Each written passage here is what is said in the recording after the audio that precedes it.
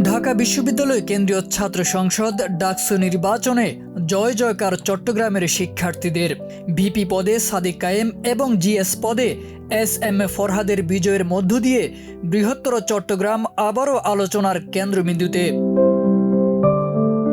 VP পদে বিপুল ভোটে জয় হয়েছেন চট্টগ্রামের সাতকানিয়ার সন্তান আবু সাদিক কায়েম। তিনি ঢাকা বিশ্ববিদ্যালয়ের রাষ্ট্রবিজ্ঞান বিভাগের 2016-17 সেশনের শিক্ষার্থী এবং বিশ্ববিদ্যালয় শাখা ছাত্র শিবিরের সাবেক সভাপতি। জিএস নির্বাচিত এস.এম. ফরহাদ লোহাগাড়ার ছেলে, বর্তমানে রাঙামাটি জেলার স্থায়ী বাসিন্দা।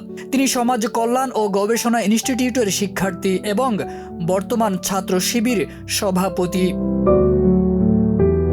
তাদের এই সাফল্য শুধুই ব্যক্তিগত নয়, চট্টগ্রামের শিক্ষাঙ্গন, পরিবার এবং সমাজের গর্ব বটে। বিশেষ করে তাদের মাদ্রাসা পটভূমি এবং প্রান্তিক অঞ্চল থেকে উঠে এসে জাতীয় পর্যায়ের ছাত্র রাজনীতিতে নেতৃত্ব অর্জন বিস্ময়ের জন্ম দিয়েছে। এছাড়া ছাত্র শিবির সমর্থিত প্যানেল থেকে মুক্তিযুদ্ধ ও গণতান্ত্রিক আন্দোলন সম্পাদক পদে জয়ী ফাতেমা তাসনিম ঝুমার বাড়ি কক্সবাজারের মহেশখালীতে।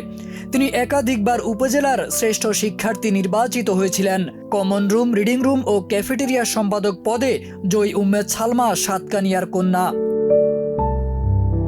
কার্যকরী সদস্য পদে জয়ী হয়েছেন পার্বত্য চট্টগ্রামের সর্বমিত্র চাকমা ও হেমা চাকমা এবং সাতকানিয়ার রায়হান উদ্দিন।